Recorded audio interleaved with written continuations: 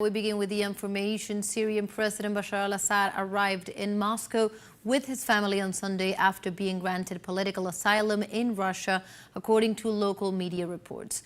The media has confirmed that the head of state arrived on humanitarian grounds after militants from terrorist organizations launched a major offensive in Syria against government forces on Saturday.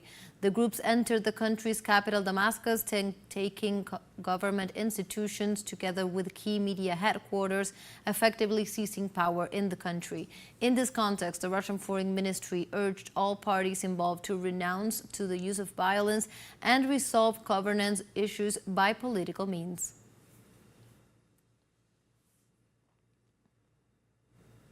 And after the terrorist takeover in Syria, the extremist groups have been looting and robbing several institutions throughout the capital, Damascus.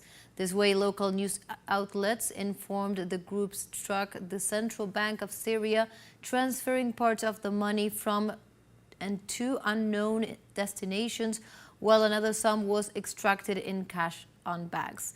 At the same time, the Iranian embassy was vandalized, with diplomats fleeing the building to protect their lives. In addition, rebel groups entered the area of Shahida Zainab and looted the shrine of Sayyida Zainab, grandson of the Prophet, a sacred place for many Syrians.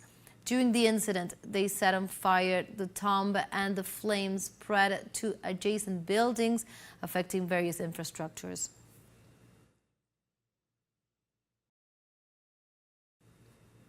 In this context, the Syrian Prime Minister Mohammed al-Jalili addressed the country and called citizens to spread security and think rationally.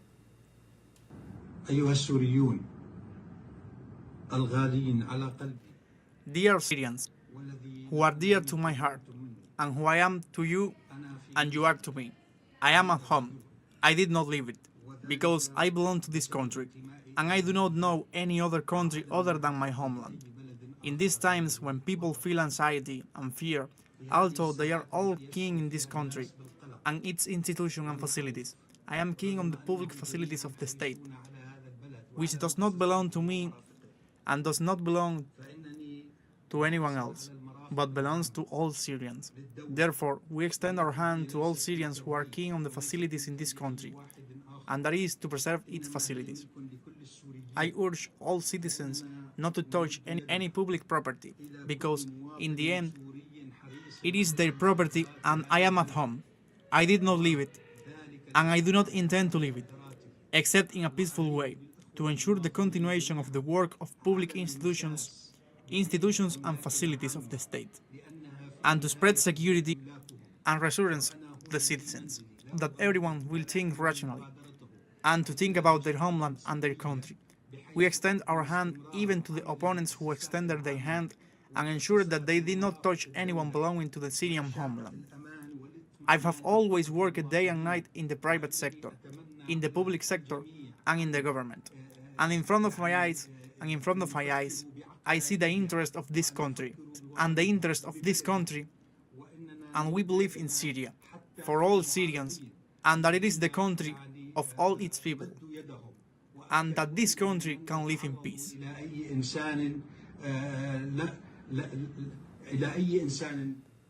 And also in the scenario following the seizure of the Syrian capital by armed terrorist groups, attacks by Israeli forces against military bases were reported in Damascus. Precisely, the attacks by the Israeli aviation caused a fire in a residential area of the capital where state and service offices were located. In the aftermath of the government takeover by terrorist organizations, Israel announced the reinforcement of its troops and the entry of military tanks in the buffer zone of the Syrian Golan Heights and nearby areas. And the Syrian army authorities reported that Israeli occupation forces took control of a Syrian military base on Mount Hermon in the Golan Heights. The takeover took place after Syrian troops withdrew from the area amidst the crisis in the country following the seizure of power by armed groups. In this regard, Tel Aviv troops confirmed the deployment in the buffer zone between Israel and Syria, but without revealing the specific locations.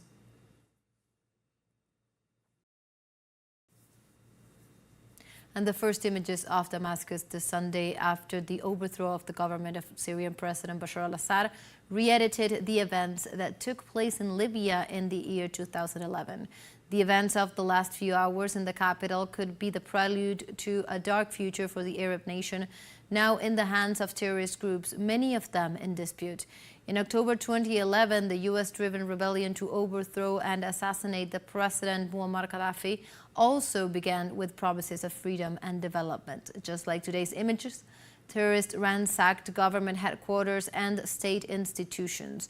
Months later, the richest nation in North Africa was fragmenting and plunging into a crisis of violence and poverty that it has not been able to overcome in 13 years, with thousands of dead, missing, and displaced people.